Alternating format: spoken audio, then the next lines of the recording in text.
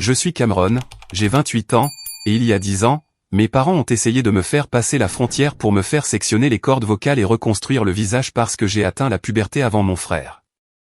Avant de vous raconter le moment où je me suis réveillé paralysé dans un fauteuil roulant à l'aéroport de Los Angeles, entouré par la police, dites-moi d'où vous regardez dans les commentaires.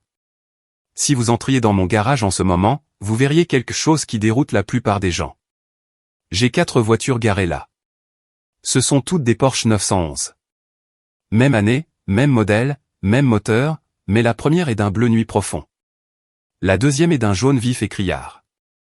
La troisième est noir mat et la quatrième est d'un argent classique. Les visiteurs me demandent pourquoi je n'en prends pas qu'une seule ou pourquoi je ne prends pas des voitures entièrement différentes. Je leur dis que c'est un rappel. C'est un rappel que vous pouvez avoir exactement le même châssis, exactement la même marque et exactement la même origine, mais être tout de même complètement différent là où ça compte. Je suis un quadruplé. Moi, Julian, Lucas et Noah. Pour le monde extérieur, les quadruplés Matthews étaient un miracle. Nous étions les célébrités locales de notre riche banlieue du Connecticut. Mais à l'intérieur des murs de notre manoir colonial, nous n'étions pas des enfants. Nous étions un inventaire. Mon père, Arthur, était un mannequin de catalogue raté qui ne s'est jamais remis du fait que son visage ne lui ait pas rapporté des millions. Ma mère, Eleanor, était le génie du marketing. Elle ne voulait pas 4 fils. Elle voulait un ensemble. Elle voulait une marque. La règle dans notre maison était absolue. La règle du miroir a commencé quand nous avions 6 ans. Chaque matin à 6 heures, avant le petit déjeuner, avant même de pouvoir nous brosser les dents, nous devions nous aligner dans la salle de bain principale.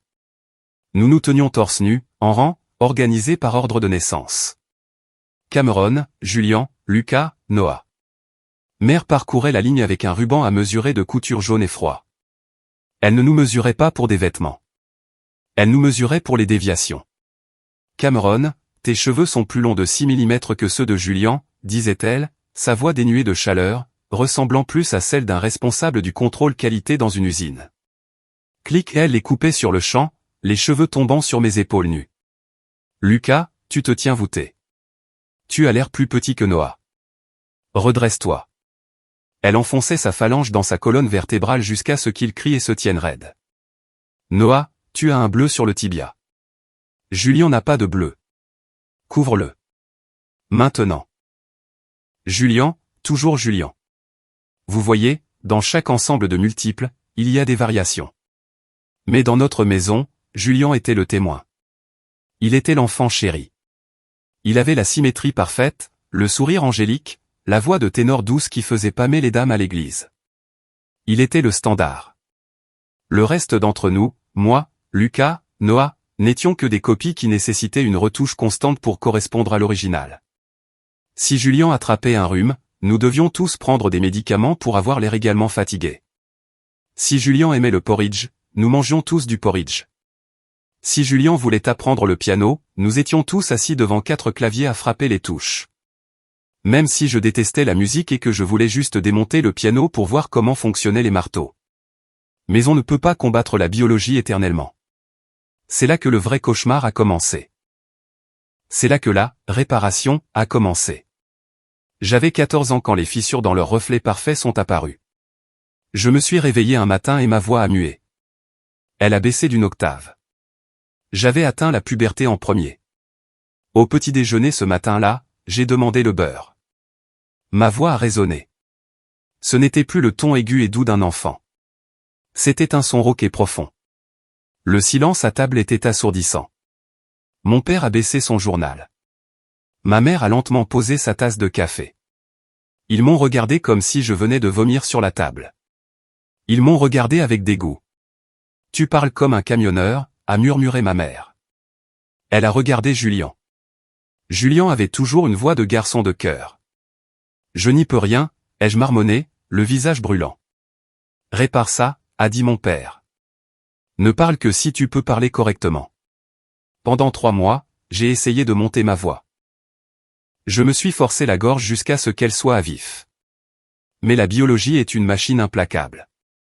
Puis est venue la taille. J'ai grandi d'un coup. J'ai pris 5 cm en un été. Soudain, dans l'alignement, j'étais la dent de travers. J'étais plus grand que Julien. C'était la première fois qu'il m'emmenait chez un médecin, pas un pédiatre, un spécialiste de la gestion de la croissance. Je me souviens d'être assis sur le papier crissant de la table d'examen. Le médecin, un homme qui sentait le tabac froid et l'eau de Cologne chère, ne regardait pas mon dossier médical. Il regardait une photo de Julien que ma mère avait scotchée au mur. Il ruine l'esthétique, a expliqué ma mère en se tordant les mains. Nous avons une séance photo pour la carte de vœux dans 3 mois. Il a l'air d'un monstre à côté des autres. Il est trop grand, trop brut. Un monstre. J'avais 14 ans. J'étais son fils. Et elle m'appelait un monstre parce que j'avais grandi. Le médecin a hoché la tête. Nous pouvons le mettre sous suppresseur. Des estrogènes à haute dose pour bloquer les cartilages de croissance. Cela pourrait aussi adoucir un peu les traits. L'empêcher d'avoir l'air si robuste. Faites-le, a dit mon père depuis le coin. Il ne m'a même pas regardé. Ils m'ont mis sous pilule. Ils m'ont dit que c'était des vitamines spéciales pour mes os. Mais je savais. Je savais parce que je sentais les changements. J'étais malade tout le temps. Mon énergie a disparu. J'ai arrêté de grandir. Mais j'ai aussi arrêté de me sentir moi-même. Je me sentais dans le brouillard, lourd. Pendant ce temps, Lucas avait le problème inverse. Il ne développait pas assez de muscles pour correspondre à la carrure athlétique de Julien. Alors, pendant qu'on me freinait chimiquement, on gavait Lucas de chaque protéiné qui le faisait vomir et on le forçait à soulever des poids au sous-sol jusqu'à ce que ses bras tremblent. Nous étions des pièces de puzzle martelées pour s'emboîter. Mais le vrai tournant, le moment où j'ai su que ce n'était pas seulement de la mauvaise éducation, mais quelque chose de criminel, s'est produit une semaine après mon 17e anniversaire. J'avais trouvé un sanctuaire. Au bout de la rue, à environ 3 km, se trouvait un vieux garage de réparation automobile tenu par un type nommé Oncle Ben. Il n'était pas vraiment mon oncle, juste un vieux mécanicien gentil qui a vu un gamin triste passer et lui a offert un soda un jour. J'ai commencé à m'éclipser. Je disais à mes parents que j'allais faire un jogging synchronisé avec les frères, mais je me détachais et je courais au garage. Ben m'a tout appris. Il m'a appris à changer l'huile, à reconstruire un carburateur, à écouter un moteur et à diagnostiquer un raté d'allumage. Pour la première fois de ma vie, mes mains étaient utiles. Elles n'étaient pas seulement des accessoires pour une photo. Elles étaient couvertes de graisse, tenant des clés à molette, faisant fonctionner les choses.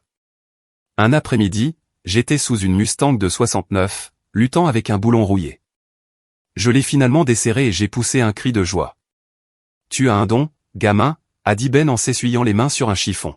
« Tu as le toucher d'un mécanicien. Tu es fort. » Fort. Personne ne m'avait jamais appelé comme ça. À la maison, j'étais le grand ou le maladroit. Je suis rentré ce jour-là en oubliant de me laver les ongles parfaitement. Je suis entré dans la cuisine et ma mère était là avec son iPad. « Cameron », a-t-elle dit sans lever les yeux. « Viens ici. » Elle a attrapé ma main. Elle a vu la graisse sous mes ongles. Son visage s'est tordu. « Qu'est-ce que c'est que cette saleté ? » J'ai réparé un pneu crevé pour un voisin, ai-je menti. Elle a sorti une lime à ongler et a commencé à gratter ma peau, fort. « Tu n'es pas un mécanicien, Cameron. Tu es un Matthews. Nous n'avons pas de graisse sous les ongles. Nous sommes propres. Nous sommes parfaits. » Elle m'a regardé, puis m'a vraiment regardé. Elle a touché ma mâchoire. Elle s'était carrée malgré les pilules d'il y a des années. Mon nez avait une légère bosse due à une chute de vélo. Une bosse que Julien n'avait pas. « Tu dérives, Cameron », a-t-elle murmuré. « Tu dérives si loin du modèle. » Cette nuit-là, je n'ai pas pu dormir. Je suis descendu chercher de l'eau. Ma mère avait laissé son iPad sur l'îlot de la cuisine. Il s'est déverrouillé d'un simple glissement. Elle n'utilisait jamais de code parce qu'elle ne pensait pas que nous étions assez intelligents pour fouiner. J'ai vu une chaîne de mail ouverte. L'objet était « Confirmation finale, clinique de Tijuana ». Le forfait quadruplé. Mon cœur battait la chamade. J'ai cliqué dessus. C'était d'un docteur Alvarez. « Madame Matthews, nous avons examiné les photos. Nous pouvons procéder. Nous raboterons la mâchoire de Cameron pour correspondre au profil plus doux de Julien. Nous pouvons faire la rhinoplastie pour corriger la déviation de l'arête. Concernant la voix, c'est risqué, mais une glottoplastie partielle peut raccourcir les cordes vocales et augmenter la hauteur de façon permanente. Cependant, les cicatrices sont inévitables. J'ai fait défiler vers le bas. Il y en avait plus. Pour Lucas, nous insérons les implants pectoraux. Pour Noah, la chirurgie d'allongement des jambes est prévue. Coût total, 150 000 $. En espèces uniquement. Pas de dossier aux États-Unis. J'ai failli laisser tomber l'iPad. Ils ne se contentaient plus de nous coiffer. Ils allaient nous dépecer. Ils allaient me scier la mâchoire. Ils allaient me couper la gorge pour que je parle à nouveau comme un garçon de cœur. J'ai regardé la date. Le rendez-vous était pour ce week-end, les vacances en famille dont il parlait. Je suis resté dans la cuisine sombre, le bourdonnement du réfrigérateur seul bruit. J'ai regardé mon reflet dans la fenêtre sombre.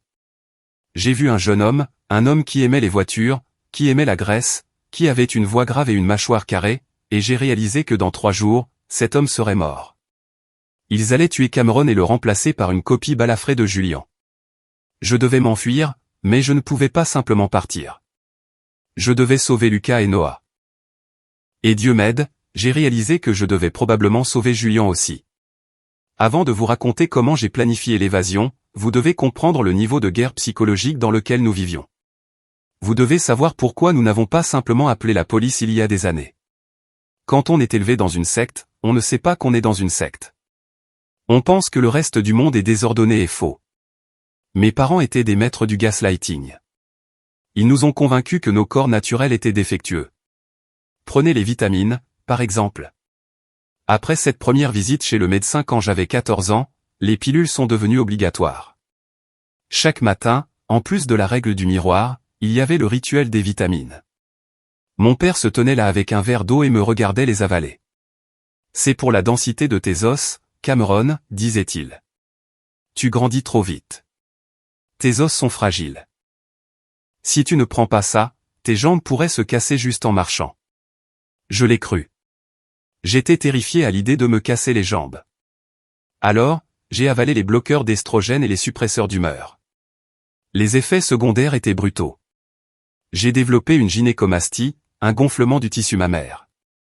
Quand j'ai paniqué et que je l'ai montré à ma mère, elle ne m'a pas retiré les médicaments. Elle m'a acheté un gilet de compression. C'est juste de la graisse de bébé, Cameron, a-t-elle dit en serrant les sangles jusqu'à ce que je ne puisse plus respirer profondément. Tu manges trop. Sois plus comme Julian. Regarde comme il est mince. J'ai porté ce gilet pendant 2 ans. Dans les vestiaires de l'école, je me changeais dans une cabine de toilette parce que j'étais terrifié que quelqu'un le voie. J'étais terrifié qu'il voie que je n'étais pas un vrai garçon. Puis il y avait Lucas. Lucas était le gringalet. Il était naturellement plus petit, plus nerveux. Il voulait être écrivain. Il passait des heures à lire dans un coin, mais ça ne correspondait pas à la marque. La marque, c'était les garçons athlétiques américains. Alors, mon père a construit une salle de sport au sous-sol. Ce n'était pas un lieu de santé. C'était une chambre de torture. Je me souviens d'une nuit, environ 6 mois avant la découverte de Tijuana. Je me suis réveillé au son d'un sanglot grave et guttural venant du sous-sol. Je suis descendu les escaliers sur la pointe des pieds. L'air sentait la sueur rance et le fer. Mon père se tenait au-dessus de Lucas, qui était sur le banc de musculation. La barre était chargée d'un poids bien trop lourd pour un garçon de 16 ans de sa taille. Debout, a aboyé mon père. Julian a fait 10 répétitions. Tu n'en as fait que 6. Tu veux être le maillon faible? Tu veux ruiner l'ensemble? Les bras de Lucas tremblaient violemment. Son visage était violet. Papa, je ne peux pas. Mon épaule. Pousse. Lucas a poussé et puis. Pop. Le son ressemblait à une branche sèche qui se brise dans une serviette humide. Lucas a crié. La barre s'est écrasée sur sa poitrine. J'ai couru. Enlève-la. Ai-je crié en attrapant la barre. Mon père a juste regardé Lucas avec une froide déception. Il ne s'est pas précipité pour aider. Il m'a regardé lutter pour soulever le poids de la poitrine écrasée de mon frère. Quand nous avons finalement relevé Lucas, son bras gauche pendait, inutile. Son épaule était clairement déboîtée. Peut-être que le muscle était déchiré. Nous devons aller aux urgences, ai-je dit, la panique montant dans ma gorge. Pas d'hôpitaux, a dit mon père, sa voix calme. Ils poseront des questions. Ils penseront que nous le maltraitons. Tu veux que les services de protection de l'enfance viennent et vous emmènent? Tu veux être séparés? Tu veux ne plus jamais revoir Julien ou Noah? C'était leur atout maître. La menace de séparation. Ils savaient que nous nous aimions. Nous étions liés par le traumatisme. Je peux le réparer, a dit papa. Il a fait mordre à Lucas une ceinture en cuir. Il a attrapé le bras de Lucas. J'ai dû maintenir Lucas pendant que mon père remettait l'épaule en place. Lucas s'est évanoui de douleur. Pendant des semaines, Lucas n'a pas pu bouger son bras. Ma mère lui a acheté une écharpe qui correspondait à ses tenues pour que cela ressemble à un accessoire de mode sur les photos. Ils ont dit à tout le monde à l'église qu'il était tombé de son vélo. Cette nuit-là, allongé dans mon lit, écoutant Lucas gémir dans son sommeil, j'ai regardé Julien. Julien dormait profondément. Il était parfait. Ses muscles étaient définis mais pas volumineux. Ses cheveux étaient brillants. Il était l'idole dorée à laquelle nous étions tous sacrifiés. Pendant longtemps, j'ai détesté Julien. Je pensais qu'il était complice. Il n'a jamais été puni. Il n'a jamais eu les pilules. Il n'a jamais été forcé d'aller à la salle de sport du sous-sol. Mais j'avais tort. Quelques nuits après avoir trouvé l'email sur la chirurgie, j'étais de nouveau dans la cuisine en train de planifier. J'essayais de trouver comment obtenir nos certificats de naissance. J'ai entendu un bruit dans la salle de bain. C'était le son d'un haut-le-cœur. Je me suis dirigé vers la porte. Elle était entr'ouverte. Julien était à genoux devant les toilettes. Il avait les doigts au fond de la gorge. Il se forçait à vomir le dîner que nous venions de manger. Il a tiré la chasse d'eau, haletant, la sueur coulant sur son visage. Il s'est regardé dans le miroir. Il a sorti le ruban à mesurer jaune, le ruban de mer, dessous l'évier. Il a mesuré sa taille. Trop gros, s'est-il murmuré. Trop gros. Elle le remarquera. Ma colère s'est évaporée, remplacée par une tristesse froide et lourde. Julien n'était pas le maître. Il était le prisonnier avec la plus belle cellule. Il était terrifié à l'idée de perdre son statut. Il était terrifié que s'il prenait un gramme ou avait un bouton, il serait jeté dans le tadé, à réparer, avec le reste d'entre nous.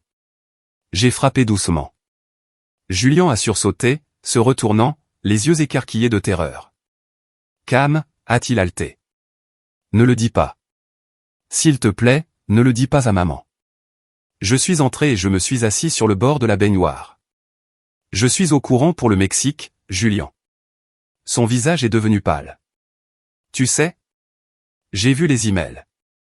Ils vont me couper le visage. Ils vont me couper la gorge. Julien s'est affalé contre le mur. Il a serré ses genoux. Je les ai entendus parler, a-t-il admis. Papa a dit. Papa a dit, si tu n'as pas l'air bien pour le pilote de l'émission de télé-réalité, il pourrait simplement t'envoyer en pension. Ou pire. Émission de télé-réalité? C'est la grande surprise, a dit Julien, des larmes coulant sur son visage. Ils ont signé un contrat. The Quad Squad. TLC ou quelque chose comme ça. Le tournage commence le mois prochain. C'est pour ça qu'ils ont besoin que tu sois réparé. Tu dois me ressembler, Cam, ou le contrat est nul. Ils nous ont vendus, ai-je dit. La prise de conscience m'a frappé comme un coup physique. Nous n'étions pas seulement un inventaire. Nous étions de la marchandise. J'ai peur, Cam, a murmuré Julien. Je ne veux plus être le garçon en or. J'ai faim. J'ai si faim tout le temps. J'ai posé une main sur son épaule. Elle semblait frêle sous la chemise sur mesure. Il était affamé. On s'en va, ai-je dit. Pas seulement moi. Nous tous. On ne peut pas, Julien a secoué la tête. Ils ont des alarmes sur les portes. Ils ont les passeports. Ils ont l'argent. J'ai un plan, ai-je menti. Je n'avais pas encore de plan. Mais j'avais la rage et un esprit de mécanicien. Je savais comment démonter les choses. Maintenant, il me fallait juste trouver comment démanteler le contrôle de mes parents. Mais je les ai sous-estimés. J'ai sous-estimé à quel point ils surveillaient de près. La date limite était les « vacances en famille » à San Diego, d'où nous traverserions la frontière vers Tijuana. C'était dans 4 jours. Je devais rassembler de l'argent, obtenir nos documents et trouver un véhicule. Mais avant l'évasion, nous avions une dernière représentation, la fête d'anniversaire. C'était notre 17e anniversaire. Mes parents avaient loué la salle de bal du country club local. Ce n'était pas une fête pour nous. C'était un événement de lancement pour la marque Quad Squad, bien que personne ne connaisse encore les détails de l'accord télévisé. Le code vestimentaire était blanc d'été. Ma mère a posé 4 costumes en lin blanc identiques sur nos lits. Pas un pli, nous a-t-elle prévenu. Le photographe de Vanity Fair pourrait être là. J'ai mis le costume. C'était comme une camisole de force. Je me suis regardé dans le miroir. J'ai vu Julien me regarder en retour, mais une version déformée et malheureuse. Nous sommes arrivés au club. Il y avait des centaines de personnes. Des gens que nous ne connaissions pas, des investisseurs, des producteurs, des arrivistes. On nous a placés sur une estrade comme des statues. Souriez, les garçons, a sifflé mon père entre ses dents, saluant un homme en blazer de velours. Sourire synchronisé. 3, 2, 1. Nous avons montré les dents que nous avions passé des milliers de dollars en orthodontie à perfectionner. La nuit s'est poursuivie. La chaleur dans la pièce était étouffante. Je sentais le col de ma chemise m'étrangler. J'ai vu Lucas se frotter son épaule douloureuse. L'humidité la faisait souffrir. Noah changeait de poids. Les talonnettes qu'on le forçait à porter pour correspondre à ma taille lui causaient des ampoules. Et puis j'ai vu oncle Ben.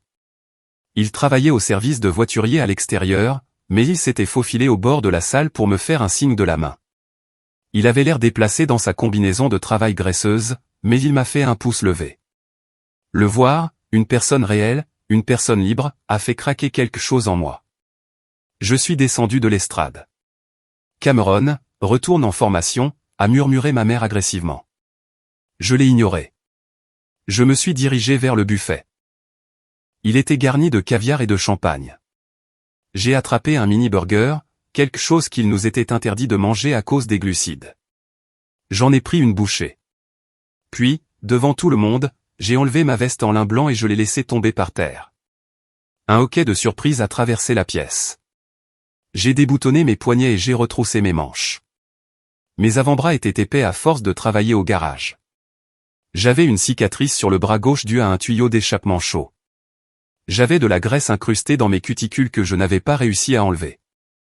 Je suis resté là, mangeant un burger, les manches retroussées, révélant le « monstre » en dessous. Une femme au premier rang, une riche donatrice, a pointé du doigt. « Oh, regardez celui-là. Il est robuste. Il est en fait assez beau comme ça. » Ma mère s'est figée. C'était le pire résultat possible. Non pas que j'étais laid, mais que j'étais différent et apprécié pour ça. Cela détruisait le récit de l'ensemble parfait. Mon père s'est approché. Il m'a attrapé le bras avec une poigne d'acier. Il a souri pour les caméras, mais sa voix était du pur venin. « Tu embarrasses cette famille », a-t-il murmuré. « Tu ternis la marque. » « Je ne suis pas une marque, ai-je dit assez fort pour que les gens à proximité entendent. « Je suis Cameron. » Mon père m'a traîné dehors. « Dites au revoir à vos amis, les garçons. » Cameron ne se sent pas bien, a-t-il annoncé joyeusement. On nous a poussés dans la limousine. Le trajet de retour s'est fait en silence. Un silence terrifiant. Quand nous sommes rentrés à la maison, mon père n'a pas crié. Il était trop en colère pour crier. Il nous a tous emmenés à la salle de sport du sous-sol. « Asseyez-vous » a-t-il ordonné. Moi, Julien, Lucas, Noah. Nous nous sommes assis sur les bancs de musculation. « Tu veux être un individu, Cameron » a dit papa en faisant les 100 pas, « tu veux te démarquer ?» Très bien. Mais dans cette maison, quand l'un échoue, tous paient. C'est la règle de l'unité. Il a sorti une tondeuse électrique. Puisque Cameron ne peut pas maintenir la coiffure, aucun de vous n'aura de cheveux. Mon estomac s'est noué. Non, ai-je dit en me levant. Fais-le à moi. Laisse-les tranquilles. Assieds-toi, a-t-il rugi en me repoussant. Il a commencé par Julien, l'enfant chéri. S'il te plaît, papa, a sangloté Julien. S'il te plaît, pas les cheveux. J'ai mon bal de promo le mois prochain. Mon père n'a pas hésité. BZZZ. Il a passé la tondeuse en plein milieu de la tête de Julien. D'épaisses mèches blondes sont tombées sur le sol en béton. Julien a fermé les yeux, des larmes coulant sur son visage, vibrant de sanglots silencieux. Il a rasé Julien à blanc, puis Lucas, puis Noah. Ils pleuraient tous. J'étais le dernier. Quand il est arrivé à moi, je n'ai pas pleuré. Je l'ai fixé dans le reflet du miroir de la salle de sport. J'ai mémorisé son visage. J'ai mémorisé la haine dans ses yeux. Voilà, a dit ma mère depuis l'embrasure de la porte, regardant 4 adolescents chauves et brisés. Maintenant, vous êtes à nouveau assortis. On achètera des perruques pour la séance photo et le docteur Alvarez réparera le reste au Mexique. Cette nuit-là, allongé dans mon lit, sentant l'air froid sur mon crâne, j'ai su que je ne pouvais pas attendre le moment parfait. Nous devions partir demain soir, la nuit avant le vol. Les gars, ai-je chuchoté dans l'obscurité de notre chambre partagée. Préparez un sac, petit, seulement l'essentiel. On part à 2 heures du matin demain. Où irons-nous, a demandé Noah, la voix tremblante. Chez oncle Ben, ai-je dit. Il a un camion. Il peut nous amener à la frontière de l'État. De là, on avisera. Ils vont nous tuer, a dit Lucas. Ils sont déjà en train de nous tuer, ai-je répondu. Ils le font juste lentement. Julien était silencieux. Julien, ai-je demandé. Tu es avec nous? Il s'est tourné pour me faire face. Au clair de lune, sans ses cheveux, il ressemblait à un squelette. Il ressemblait à un prisonnier de guerre. Je ne peux pas y aller, a murmuré Julien. Quoi? Je ne peux pas. Si on part tous, ils nous traqueront avec des détectives privés. Ils ont de l'argent, Cam. De l'argent illimité. Alors on reste et on se fait dépecer? Non, a dit Julien. Un regard étrange a traversé son visage. Un regard de résolution que je n'avais jamais vu auparavant. Partez, vous autres. Je reste. Je les distrairai. Je leur dirai. Je leur dirai que je vous ai aidé à vous échapper parce que j'étais jaloux. Pas question, ai-je dit. C'est la seule façon, a insisté Julien. Je suis l'enfant chéri. Ils ne me feront pas aussi mal. Ils ont besoin de moi pour l'émission. Mais toi, Cam, si tu vas au Mexique, tu ne reviendras jamais. J'ai entendu maman au téléphone. Elle a demandé au médecin si la chirurgie vocale pouvait être accidentellement silencieuse si elle ne fonctionnait pas. Elle préférerait que tu sois muet plutôt qu'avec une voix grave. Un frisson m'a parcouru l'échine. On part ensemble, ai-je dit fermement. Tous ou aucun. C'était mon erreur. Je pensais que j'étais le chef. Je pensais que j'étais le plus fort. Mais je n'avais pas réalisé que mes parents avaient toujours 5 longueurs d'avance. Le lendemain fut une masterclass d'acting. Nous devions faire semblant que tout était normal. Nous devions faire semblant que nous ne complotions pas une mutinerie. Nous nous déplacions dans la maison comme des fantômes. J'ai réussi à voler nos passeports dans le bureau de mon père pendant qu'il était en conférence téléphonique. Je les ai cachés dans la doublure de mon sac de sport. J'ai envoyé un texto à oncle Ben depuis un téléphone prépayé que j'avais acheté en espèces en réparant des voitures. Moi ce soir, 2 heures du matin. Au bout de l'allée. S'il te plaît, Ben. Je serai là, gamin. Avec le plein. Le dîner de ce soir-là était censé être une célébration. Bon voyage, l'a appelé ma mère. Elle a fait des lasagnes, un autre repas riche en glucides que nous n'avions habituellement pas le droit de manger. C'était comme le dernier repas d'un prisonnier. Nous étions assis à la longue table en acajou. Le lustre scintillait au-dessus de nous. Nos têtes chauves reflétaient la lumière. C'était grotesque. Je suis si fier de vous, les garçons, a dit ma mère en versant du cidre pétillant dans des flûtes en cristal. Ce voyage va être un nouveau départ, un nouveau commencement. Vous serez enfin les meilleures versions de vous-même. À la perfection, apportez un toast mon père. À la perfection, avons-nous marmonné. J'ai pris une bouchée de lasagne. Ça avait un goût de cendre. Je n'arrêtais pas de jeter un coup d'œil à l'horloge sur le mur. 19h, 7h à tenir. Cameron, tu ne bois pas ton lait, a noté mon père. Il a montré le grand verre de lait chaud devant moi. C'était un autre rituel. Constructeur d'os, l'appelait-il. Je n'ai pas soif, ai-je dit. Bois-le, a-t-il commandé. Tu as besoin du calcium pour la récupération de la semaine prochaine. J'ai regardé le lait. Il avait l'air normal, mais un instinct primitif dans mon cerveau criait « danger ». J'ai dit « je n'ai pas soif ». Mon père a frappé la table de sa main. Ne recommence pas, Cameron. Tu as perturbé la fête. Tu nous as humiliés. Tu vas boire ce fichu lait. J'ai regardé mes frères. Ils avaient tous bu le leur. Ils avaient l'air bien. Peut-être que j'étais paranoïaque. Peut-être que je devais juste me conformer une dernière fois pour garder la paix jusqu'à 2 heures du matin. J'ai pris le verre. Je l'ai bu d'une longue traite. Mon père a souri. C'était un sourire terrifiant. Il n'atteignait pas ses yeux. Bon garçon. 10 minutes plus tard, nous débarrassions la table. Je me suis penché pour ramasser une serviette que j'avais fait tomber. Quand je me suis relevé, la pièce a basculé. Le sol a semblé se précipiter vers moi. Ma vision s'est brouillée sur les bords. « Ouah » a dit Lucas en s'agrippant au dossier d'une chaise. J'ai des vertiges. J'ai regardé Noah. Il vacillait. Non, ai-je chuchoté. Non, non, non. J'ai regardé mes parents. Ils étaient assis aux extrémités de la table, nous observant. Ils ne mangeaient pas. Ils ne buvaient pas.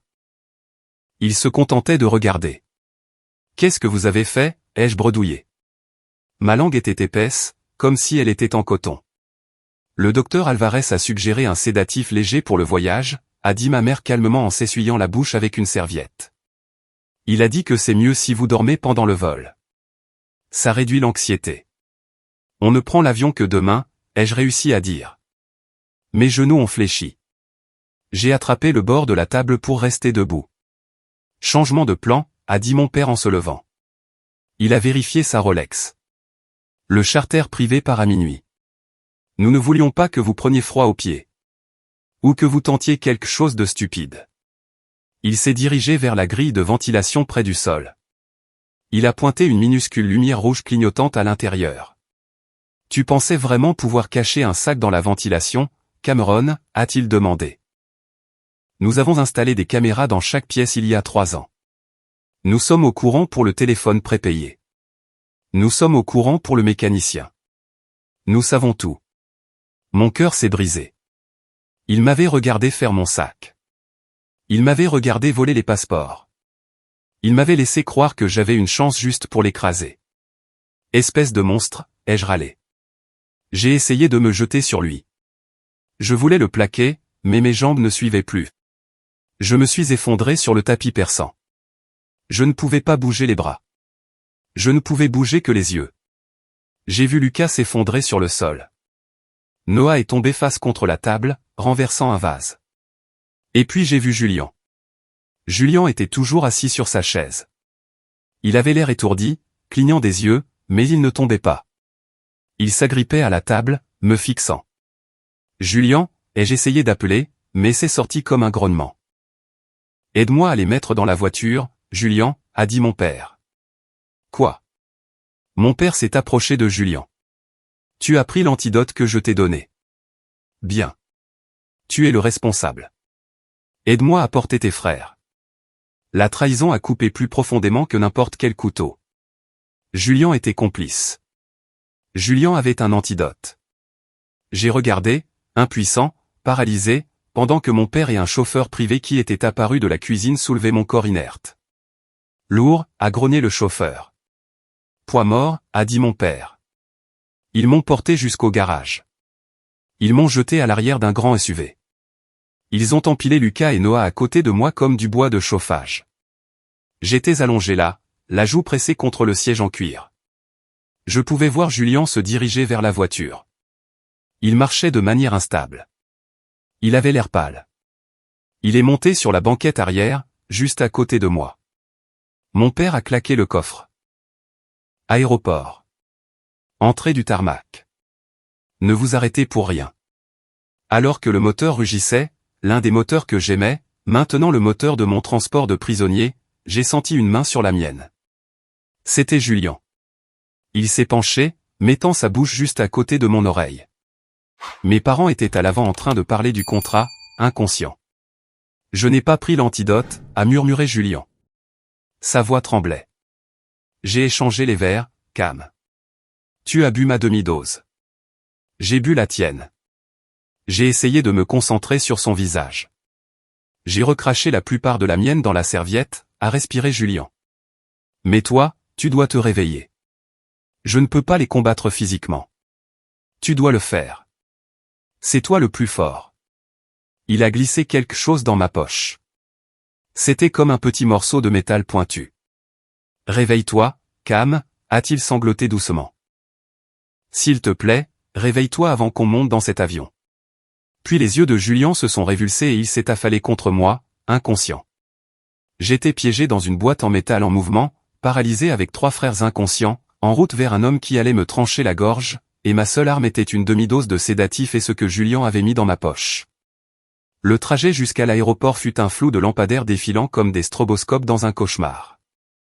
Mon esprit était un oiseau piégé se débattant contre la cage du sédatif. « Réveille-toi » criai-je intérieurement. « Bouge ton doigt. Bouge n'importe quoi. » Mais mon corps semblait rempli de béton. J'entendais mes parents à l'avant. Ils discutaient de l'itinéraire. Alvarez dit qu'il peut faire les 4 opérations simultanément s'il a 2 assistants, a dit mon père nonchalamment comme s'il discutait d'une rénovation de cuisine. Il faudra les garder sous sédation pendant au moins 48 heures après l'opération pour gérer la douleur et le choc. Assure-toi qu'il se concentre sur la mâchoire de Cameron, a répondu ma mère. Elle doit être au moins 15% plus étroite. J'ai concentré toute ma rage sur mon index droit. J'ai visualisé les terminaisons nerveuses s'activer. J'ai visualisé les bougies d'allumage d'un moteur s'enflammer. Bouge, bouge, bouge. Une secousse. Une minuscule secousse microscopique. C'était un début. La voiture a ralenti. Le changement de vibration m'a indiqué que nous avions quitté l'autoroute. Le tarmac était lisse. Le coffre s'est ouvert.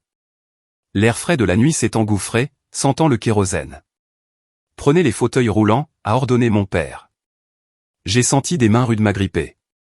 J'ai été sorti, mou comme une poupée de chiffon, et jeté dans un fauteuil roulant. Ma tête a basculé sur le côté. J'ai vu un jet privé qui attendait à environ 50 mètres. Il ressemblait à un requin d'argent élégant. Ils ont chargé Lucas et Noah en premier. Ils étaient complètement inconscients. Puis Julien, puis moi. Mon père a poussé mon fauteuil. Il s'est penché près de mon oreille. Ne t'inquiète pas, mon fils. Quand tu te réveilleras, tu seras parfait. Nous nous déplacions vers l'avion. Le sifflement des turbines était assourdissant. C'était ça. Une fois dans cet avion, nous étions en territoire international. Nous étions partis. J'ai combattu la drogue avec tout ce que j'avais. L'adrénaline de la pure terreur commençait à brûler à travers le brouillard. J'ai senti l'objet que Julien avait mis dans ma poche. Il me rentrait dans la cuisse. Je me suis concentré sur la douleur. La douleur est bonne. La douleur vous réveille. J'ai réussi à faire glisser ma main de quelques millimètres le long de ma jambe. J'ai senti l'objet. C'était une petite clé, une clé à douille de 10 mm de ma boîte à outils. Julien a dû la subtiliser quand il a fait mon sac avant qu'il ne le trouve. Ce n'était pas une arme. C'était un outil, mais dans ma main, c'était une bouée de sauvetage.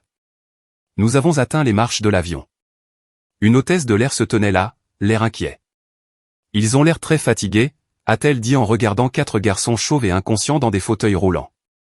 Un virus de la grippe, a menti ma mère sans effort. Nous les emmenons chez notre spécialiste à Cabo. Ils sont épuisés. Je vois, a dit l'hôtesse avec hésitation. Allons-y, a lancé mon père sèchement. Faites-les monter sur la rampe. Le chauffeur a commencé à pousser Lucas sur la rampe. Noah a suivi. Mon père a attrapé les poignées de mon fauteuil. Il m'a incliné en arrière pour faire passer les roues avant par-dessus le rebord de la rampe. C'était maintenant ou jamais. J'ai rassemblé chaque once de force de 10 ans de colère, 10 ans d'effacement. Je n'ai pas essayé de me lever. Je ne le pouvais pas. Au lieu de cela, j'ai jeté mon poids violemment vers la droite. Qu'est-ce que, a grogné mon père. Le fauteuil roulant a basculé. Je me suis écrasé durement sur le tarmac. La douleur dans mon épaule était aiguë et électrique. Elle m'a éclairci la tête pendant une fraction de seconde. Cameron, a crié ma mère. Ramassez-le. Il fait une crise. Mon père a lâché le fauteuil et a attrapé mon col. Lève-toi, idiot. J'étais au sol. Mon visage était pressé contre l'asphalte froid. J'ai vu une paire de bottes noires police approcher de nous. Un officier de police, la sécurité de l'aéroport. Tout va bien ici, a demandé une voix grave. Très bien, a crié mon père en essayant de me relever. Mon fils est malade, il est tombé. Nous devons le faire monter dans l'avion. Il a l'air lourdement sédaté, monsieur, a dit l'officier. Il s'est approché. J'ai levé les yeux. C'était l'officier. J'ai lu son badge. Je ne pouvais pas parler. Ma langue était encore engourdie. Si j'essayais de parler, cela ressemblerait à un gémissement, confirmant le mensonge de mon père sur ma maladie. Je devais lui montrer. Mon père me serrait le bras, ses ongles s'enfonçant. Officier, reculez. C'est une urgence médicale. J'ai serré la petite clé à douille dans ma paume moite. Je ne pouvais pas la brandir. Je n'avais pas l'effet de levier, mais j'avais la poigne du mécanicien, la poigne qu'oncle Ben louait. J'ai tendu la main gauche, celle que mon père ne tenait pas. J'ai attrapé la cheville de l'officier, et j'ai serré. J'ai serré avec le désespoir d'un homme qui se noie. J'ai enfoncé mes ongles dans son pantalon. L'officier a baissé les yeux. Je l'ai regardé dans les yeux. J'ai écarquillé les yeux autant que possible. J'ai secoué la tête d'une fraction de pouce. Non. Non. Non. Puis j'ai utilisé mon pouce pour enfoncer la clé à douille dans l'os de sa cheville, fort. Aïe. Et a fait un bond en arrière. Il a regardé ma main. Il a vu la clé. Il a vu les bleus sur mon poignet là où mon père me serrait. Il a regardé mon père. Il a regardé l'avion. Il a regardé les 3 autres garçons affalés dans des fauteuils roulants comme des cadavres. La prise de conscience l'a frappé.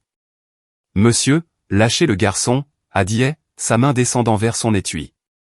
C'est mon fils, a craché mon père. Nous partons. Mon père a essayé de me traîner vers les escaliers. J'ai dit, lâchez-le. Et a sorti son tasé. Ma mère s'est jetée sur l'officier. Vous ne comprenez pas. Nous avons un emploi du temps. C'était le chaos. Répartiteur, j'ai besoin de renfort au hangar 4, a crié dans sa radio. J'ai une situation de trafic possible. Des mineurs. Sans réaction. Trafic. Le mot a flotté dans l'air. Mon père a paniqué. Il m'a lâché et a couru vers les escaliers de l'avion. Démarrez les moteurs, a-t-il crié au pilote. Mais le pilote avait coupé les moteurs. Il regardait depuis la fenêtre du cockpit, horrifié. J'étais allongé sur le tarmac, haletant. L'adrénaline s'estompait et l'obscurité revenait, mais j'ai vu des lumières bleues clignotantes envahir le tarmac. J'ai vu des ambulanciers se précipiter vers Lucas et Noah. J'ai vu l'officier menotter mon père, le poussant contre le côté du jet argenté brillant. Et puis j'ai senti une main sur mon épaule. J'ai levé les yeux. C'était Julian. Il s'était réveillé pendant l'agitation. Il était sorti de son fauteuil roulant et s'était traîné sur la rampe pour venir à moi. Il pleurait. Il m'a regardé, allongé, brisé, sur le sol. Tu l'as fait, Cam, a-t-il râlé, sa voix faible. Tu as brisé l'ensemble. J'ai essayé de sourire, mais mon visage ne fonctionnait pas. J'ai juste serré sa main. Alors que les ambulanciers me chargeaient sur une civière, j'ai regardé ma mère. Elle était emmenée menottée. Elle ne regardait pas mon père. Elle ne regardait pas la police. Elle me regardait. Et pour la première fois de ma vie, elle ne m'a pas regardé comme un projet à réparer. Elle m'a regardé avec une peur pure et sans mélange. Parce qu'elle savait. Elle savait que la copie venait de détruire le plan directeur original. Se réveiller à l'hôpital est généralement un cliché. Lumière blanche, machine qui bip, odeur d'antiseptique. Mais pour moi, me réveiller a été le premier moment de vraie liberté que j'ai jamais goûté. Je me suis réveillé environ 20 heures plus tard. J'avais l'impression que ma tête avait été fendue avec une hache. Une gueule de bois du sédatif et mon épaule me lançait à cause de la chute. J'ai cligné des yeux, mes yeux se sont ouverts. Je n'étais pas dans une chambre partagée. J'étais seul. La panique m'a envahi pendant une seconde. Où sont-ils? Puis une infirmière est entrée. Elle a souri, un sourire sincère, pas un sourire pour la caméra. Vous êtes réveillé, a-t-elle dit doucement. Vous êtes en sécurité, Cameron. Vous êtes au centre médical Saint-Jude. Mes frères, ai-je croassé. Ma voix était rauque, mais c'était ma voix, grave, non coupée. Ils sont dans les chambres voisines, m'a-t-elle assuré. Tout stable. Les niveaux de drogue diminuent. Nous avons trouvé les. Elle a hésité. Point les suppresseurs hormonaux dans votre système aussi. Nous les éliminons. Quelques heures plus tard, une femme en tailleur gris est entrée. Elle s'est présentée comme Margaret, une assistante sociale des services de protection de l'enfance. Derrière elle se trouvait un homme avec une mallette. Cameron, a dit Margaret en s'asseyant près de mon lit. J'ai besoin que vous soyez courageux encore un peu. Nous devons vous dire ce que nous avons trouvé. Elle a étalé les photos. Ils avaient perquisitionné la maison. Ils ont trouvé la salle de sport, les caméras, la serrure sur le réfrigérateur. Mais ce n'était pas le pire. L'homme à la mallette s'est avancé. Je suis l'inspecteur Vance. Cameron, nous avons trouvé un contrat dans le coffre-fort de votre père. Il a posé un document sur la table de lit. L'accord de la série de télé-réalité, The Quad Squad, saison 1. Vos parents l'ont signé il y a 3 mois, a expliqué Vance. Ils ont reçu une prime à la signature de 2 millions de dollars. Mais il y avait une clause. Il a tourné à la page 14. Clause 7b, continuité visuelle. Les 4 sujets doivent maintenir une uniformité visuelle. Toute déviation de taille, de poids ou de structure faciale dépassant 5% de variance constitue une rupture de contrat et entraîne la résiliation immédiate et le remboursement de la prime. Ils ont dépensé l'argent, a dit Vance d'un air sombre. Ils ont acheté les nouvelles voitures. Ils ont remboursé l'hypothèque. Ils ont dépensé les 2 millions avant même que le tournage ne commence. Si vous vous étiez présenté au tournage avec un aspect différent, ils auraient été en faillite. Ils auraient tout perdu. J'ai fixé le papier. Ils ne me réparaient pas parce qu'ils voulaient que je sois beau. Ils me réparaient parce que j'étais une dette ambulante. Ma mâchoire valait 1 million de dollars pour eux. Mes cordes vocales étaient un passif. Il y a plus, a dit Margaret doucement. Le médecin au Mexique, le docteur Alvarez, n'est pas un chirurgien. C'est un vétérinaire qui a perdu sa licence il y a 10 ans. Il dirige une clinique clandestine. J'ai senti la bile me monter à la gorge. Un vétérinaire. Il nous envoyait chez un vétérinaire pour nous faire réarranger le visage. Où sont-ils, ai-je demandé. En détention, a dit Vance. Caution refusée. Tentative d'enlèvement. Mise en danger d'enfant. Conspiration en vue de commettre des lésions corporelles graves. Fraude médicale. La liste est longue, Cameron. Ils ne vont pas sortir. Je veux la voir, ai-je dit. Cameron, je ne pense pas que ce soit, a commencé Margaret. J'ai besoin de la voir, ai-je insisté. J'ai besoin qu'elle sache qu'elle n'a pas gagné. 2 jours plus tard, ils l'ont arrangé. Mes frères n'étaient pas prêts, mais moi si. Je suis entré dans la salle de visite de la prison du comté dans mon fauteuil roulant. Mon épaule était en écharpe. Ma mère était assise derrière la vitre. Elle avait l'air petite sans son maquillage, sans ses vêtements de marque. Elle ressemblait à un fantôme gris et flétri. Elle a pris le téléphone. J'ai pris le mien. Tu as l'air terrible, a-t-elle dit. Ses premiers mots. Pas de, je suis désolé. Pas de, ça va? Juste une critique. Je me sens très bien, ai-je dit, ma voix grave et grondante à travers le récepteur. Tu as tout gâché, a-t-elle sifflé. Nous avions tout prévu. Vous auriez été des stars. Vous auriez été aimés par des millions de personnes. Nous aurions été des marionnettes, ai-je dit. Et vous auriez été riches. Je l'ai fait pour vous, a-t-elle crié, son sang-froid se fissurant. Je vous ai rendus spéciaux. Qui es-tu sans l'ensemble? Tu n'es rien. Tu n'es qu'un mécanicien graisseux avec un grand nez et une voix forte. Je me suis penché en avant. Je l'ai regardé droit dans les yeux. Je suis Cameron, ai-je dit. Et c'est moi qui t'ai mise dans cette cage. Ça me semble assez spécial. J'ai raccroché le téléphone. J'ai fait demi-tour avec mon fauteuil roulant. Je n'ai pas regardé en arrière. La convalescence a été longue. Nous avons passé des mois en thérapie. Nous avons dû apprendre à être des individus. L'héritage est venu plus tard, ironiquement, d'une grand-mère qu'on nous avait dit être morte il y a des années, mais qui avait en fait été coupée par mes parents parce qu'elle refusait de participer à leur folie. Elle nous a tout laissé dans un trust que mes parents ne pouvaient pas toucher. Nous avons utilisé l'argent pour l'université, pour la thérapie, et pour des voitures. Aujourd'hui, Julien est psychologue. Il aide les enfants atteints de dysmorphie corporelle. Il a encore parfois des difficultés avec la nourriture, mais il va mieux. Il s'est laissé pousser la barbe. Elle est horrible, mais il l'adore parce qu'elle est à lui. Lucas est un entraîneur personnel, mais un entraîneur sain. Il enseigne la force fonctionnelle, pas l'esthétique. Son épaule a guéri en grande partie. Noah est architecte. Il construit des maisons uniques, asymétriques et belles. Et moi, je possède le Misfit Garage. Nous sommes spécialisés dans la restauration de voitures que d'autres ont abandonnées. Nous prenons des choses cassées et nous les faisons à nouveau fonctionner. Non pas en les rendant parfaites, mais en les rendant fortes. J'étais dans mon garage hier, regardant ces 4 Porsche, la bleue, la jaune, la noire, l'argentée. Elles sont différentes. Elles se conduisent différemment. Elles sonnent différemment, et c'est exactement comme ça que ça devrait être. L'arrestation à l'aéroport n'a pas été la fin du cauchemar. C'était juste la fin du silence. Les mois qui ont suivi ont été un tourbillon de dépositions, de flashs d'appareils photo et de salles de conférences froides et stériles. Les médias se sont déchaînés. Ils nous ont appelés les 4 de Tijuana. Tout le monde voulait une interview. Oprah, Good Morning America, 60 minutes. Ils offraient tous des sommes folles pour entendre les garçons qui avaient failli être chirurgicalement transformés en boys band. Mais nous n'avons pas parlé. Pour la première fois de notre vie, nous avons exercé le droit de garder le silence.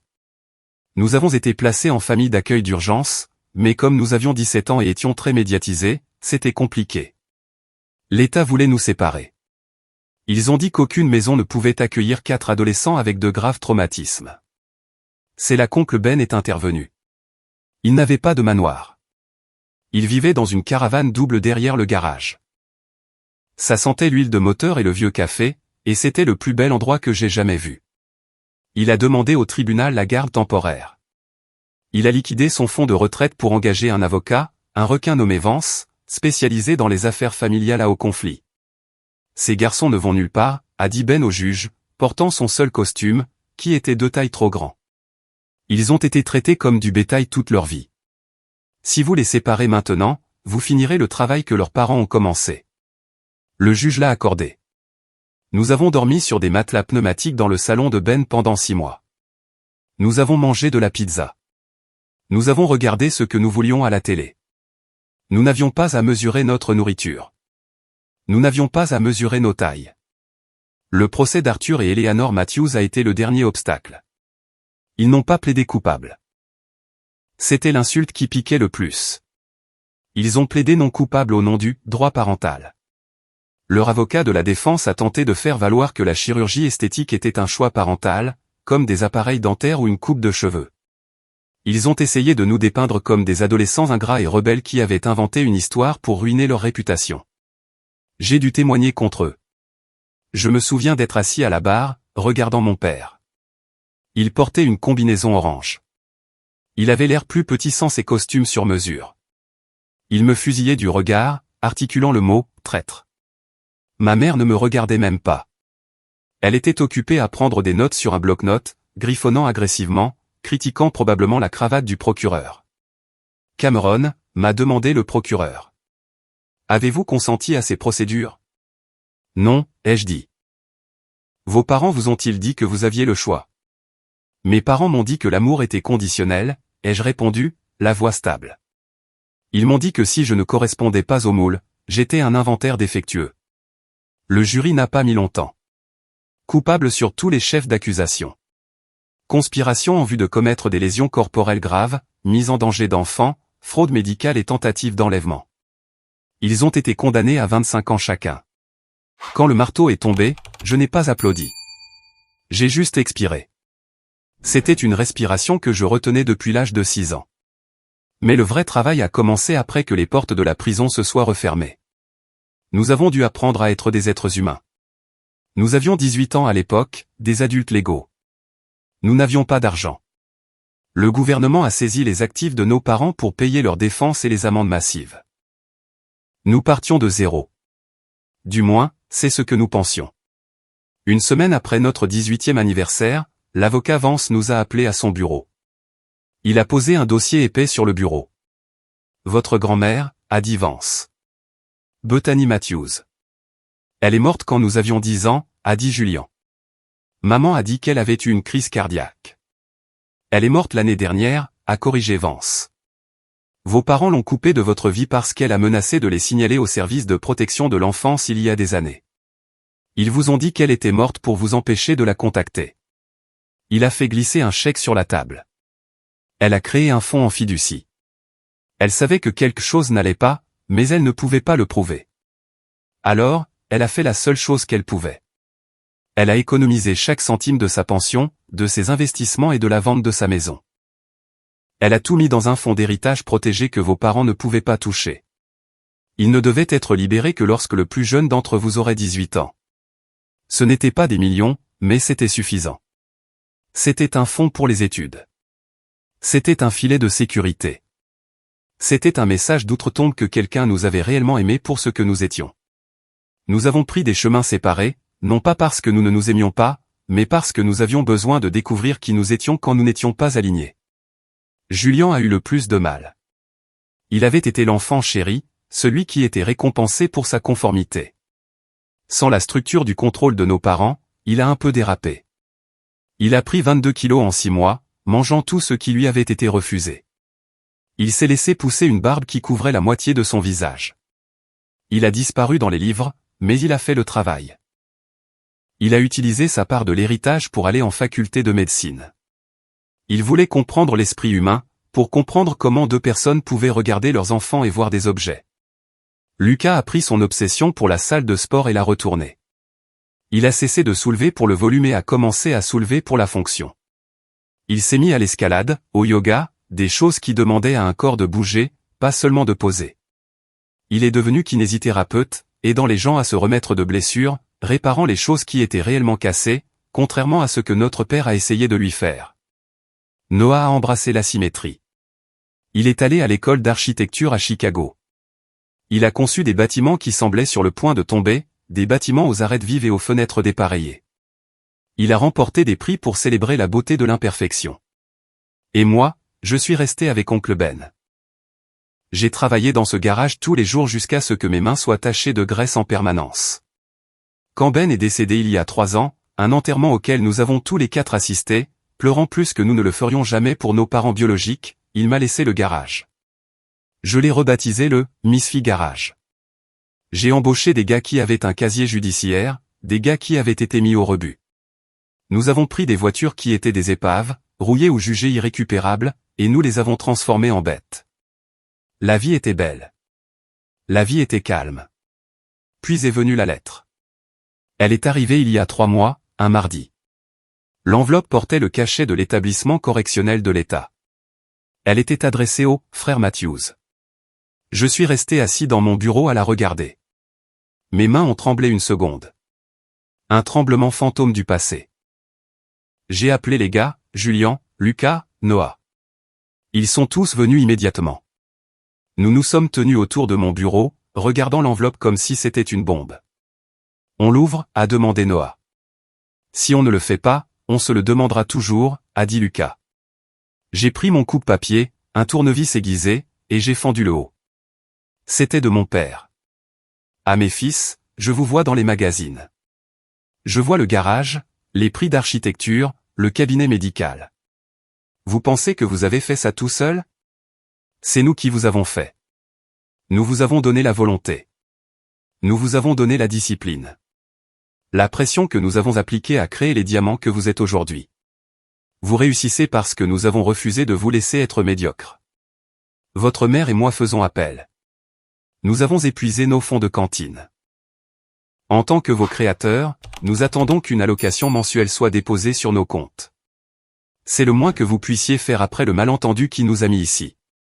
Ne ternissez pas le nom de la famille en étant ingrat. Arthur. Le silence a rempli la pièce. L'audace était suffocante. Après 10 ans, après tout, il pensait toujours nous posséder. Il pensait toujours que notre succès était son produit. J'ai regardé Julian. Julian, le sensible, celui qui vomissait son dîner pour leur plaire. Julian a commencé à glousser. Puis il a commencé à rire. Ce n'était pas un rire fou. C'était un rire profond, qui secouait le ventre, de pure absurdité. Lucas s'est joint à lui. Puis Noah. Nous hurlions de rire. Nous rions jusqu'à ce que les larmes coulent sur nos visages. La peur avait disparu. L'emprise était brisée. Ce n'était pas une menace. C'était une blague. C'était le délire d'un narcissique qui avait perdu son pouvoir. Une allocation mensuelle. Lucas a essuyé ses yeux. Je vais lui envoyer la facture de mon opération de l'épaule.